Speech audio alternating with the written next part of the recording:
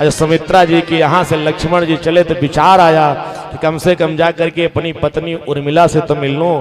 उर्मिला से मिलने के लिए लक्ष्मण जी जब गए तो उर्मिला जी बढ़िया सुंदर सज्जनों अपने घर में भगवान राम की बढ़िया सुंदर राम जी राजा बनेंगे, सीता बगल में विराजमान होंगी, बढ़िया सुंदर सोने का मुकुट होगा, दिव्य छवि बना रही थी अपने दासी के साथ। रंगोली में भगवान राम की छवि बना रही थी। जैसे लक्ष्मण जी के आने की भावना सुनाई पड़ी कि अब लक्ष्मण जी पधार रहे हैं, तुरंत उर्मिला जी दौड़ी। और जब दौड़ी तो जिस ब्रश से भगवान राम के राजा बनने का दृश्य बना रही थी ना, वो ब्रश उसी दृश्य पर सजनों उसी प्रतिमा पर गिर पड़ा। तो जो फोटो बन रही थी राम जी राजा बनेंगे, फोटो मिट गई। और इतने में थर थर थर थर कांपने लगी उर्मिला। लक्ष्मण जी पहुंचे, उर्मिला तूने क्या किया? कहा मैं भगवान राम आज राजा बनेंगे, सिंहासन पर बैठेंगे, वही दिव्य झांकी मैं फोटो के रूप में राम जी की बना रही थी, लेकिन ये ब्रश मेरा गिर के राम जी की झांकी को मिटा दिया।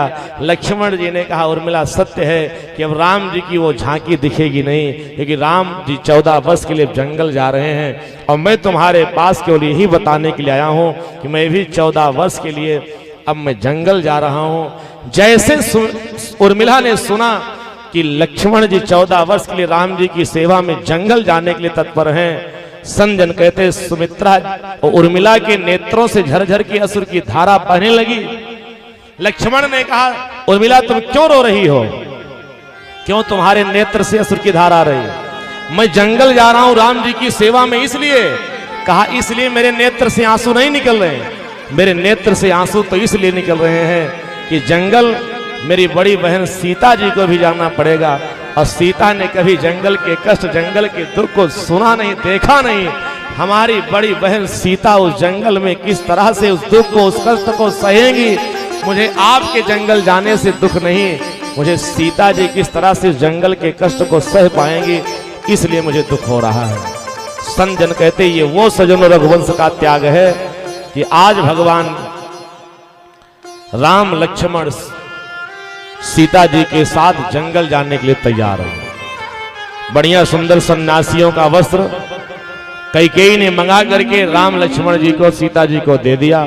सन्यासी का वस्त्र पहन करके राम जी आज पिताजी के पास आए। सुमंत्र जी को पिताजी ने आदेश दिया है कि सुमंत्र जी बढ़िया सुंदर रथ पर आसीन करा करके ले जाओ, और प्रयास ये करना कि राम जी को कुछ दिन जंगल घुमा करके ले आना। राम लक्ष्मण ना माने तो सीता जी को जरूर वापस लेकर के आना है। ये कह करके सुमंत्र जी ने सजनों आज राम लक्ष्मण जी को विदा किया।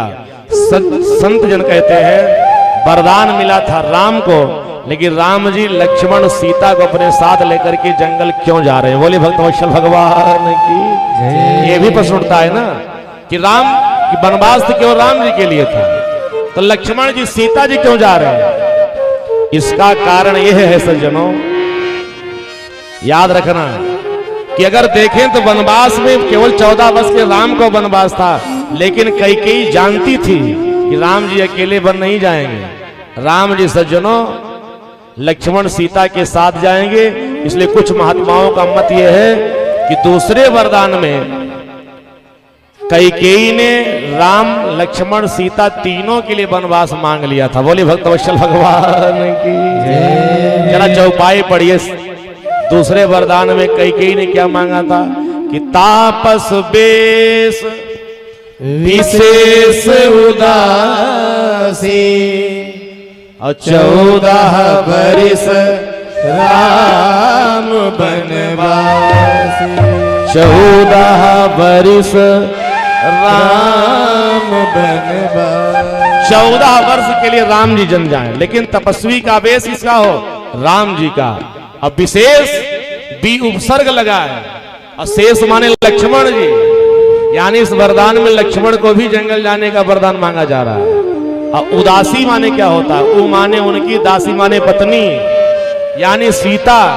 तपस्वी का वेश राम का, विशेष में लक्ष्मण जी और उदासी में सीता, तीनों का वनवास मांगा गया था। इसीलिए सजनों राम लक्ष्मण सीता तीनों जंगल जा रहे। बोले भक्तवत्सल भगवान की। तापस वेश विशेष उदासी 14 बरिस राम वनवासी।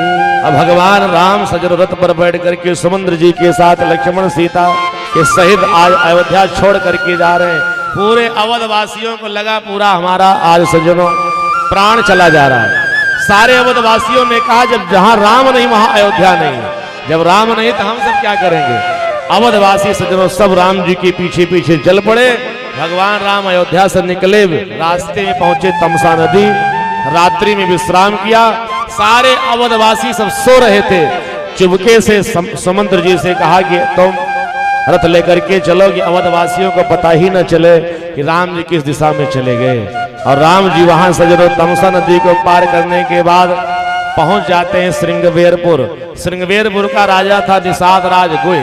जैसे देखा कि राम जी आए हैं ना, राम जी के चरणों में दौड़ करके प्रणाम किया और कहा प्रभु आप यहां क्यों आए हो। अरे मुझे 14 वर्ष के लिए वनवास हो गया, वनवास हो गया अयोध्या से, मान लीजिए आप निकाल दिए गए ना, आप चलो हमारे घर में रहो, मैं रहने की सारी व्यवस्था करूंगा, खाने की व्यवस्था करूंगा। 14 वर्ष तक आप अपने घर में रख करके मैं सेवा शुश्रूषा करूंगा, उसके बाद आप अयोध्या चले जाना। राम जी ने कहा कि मुझे 14 वर्ष के लिए जो वनवास हुआ है, मैं किसी गांव में शयन नहीं कर सकता, किसी गृहस्थ के यहाँ भोजन नहीं कर सकता, बिस्तर पर शयन नहीं कर सकता। ये सब उस वनवास के कुछ नियम हैं कि वर्ष 4-10 वासुवन सुन व्रत वे सुहा। 14 वर्ष तक किसी के घर में मुझे निवास नहीं करना है, 14 वर्ष तक बिस्तर पर सोना नहीं, 14 वर्ष तक चरणों में क्षण पादुका नहीं पहनना है, 14 वर्ष तक मुझे अन्न ग्रहण नहीं करना है, 14 वर्ष तक मुझे जंगल में व्यतीत करना है, इसलिए मैं जंगल में ही रहूंगा। पूरे श्रृंगवेरपुर के निवासी निषाद राज गुह के जितने लोग थे सब राम जी को देख करके, इतना सुंदर राज छोड़ करके राम जी जंगल आ गए हैं।